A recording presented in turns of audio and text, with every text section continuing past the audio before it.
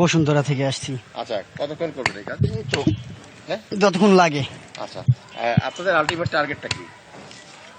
ভাঙ্গিয়া ফেলাবো পুরা বিল্ডিং, হুম, পুরা বিল্ডিং ভাঙ্গিয়া প্রতিতলায় বানাবো, হ্যাঁ, এইটা হচ্ছে টার্গেট। আচ্ছা। কতজন এই কাজে অংশগ্রহণ করেছেন? অনেক, দেখেন। আচ্ছা ভাই, সবার কাছে আমার একটা প্রশ্ন। আমার প্রশ্ন হলো গিয়ে যে 32 নাম্বার বাঙ্গার আর কি বাকি আছে ভাই? এটা তো ভাঙ্গি লাইছে, এটার কি বাকি আছে?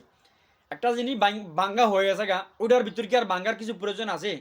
মানে কিছু হইলি মানে রাগে ক্ষোভে মানে 32 নাম্বার গিয়া ভাঙে। আরে ভাই, রাগে ক্ষোভে 32 নাম্বার ভাঙ্গিয়া কোনো লাভ আছে?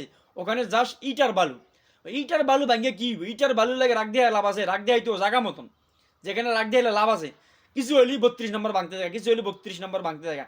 ওইটা ভাঙ্গিয়া চুরা সুরমার বানালেছে, এর পরে মানুষ ওটার ভিতরে ভাঙতে থাকে। আমি বুঝি না ভাই, মানুষ কি পাইছে ওটার ভিতরে? ওটার ভিতরে কোনো মানুষ থাকে না, কোনো কিছু থাকে না, এমনকি হাঁস মুরগিও থাকতে আসে না, কোনো কোনো প্রাণী জাতীয় কিছু থাকে না, যা সেটা এভাবেই ঘুরে রয়েছে। তারপরে মানুষ ওটা ভাঙতেই। আর ভাই ওটা ভাঙ্গার আর কি আছে? আর যদি ওটা এতই ভাঙতে মনে চায়, একবারে ভাঙ্গিয়া ওখানে একটা কোনো দালান কোটা বা কোনো কিছু এটা উঠাও, সমস্যা নাই। কিন্তু এটা বারবার এটা কয়দিন পর পর ভাঙতে যায়, কয়দিন পর পর ভাঙতে যায় কেন ভাই? মানুষের খায়ালে এখন কাজ নাই।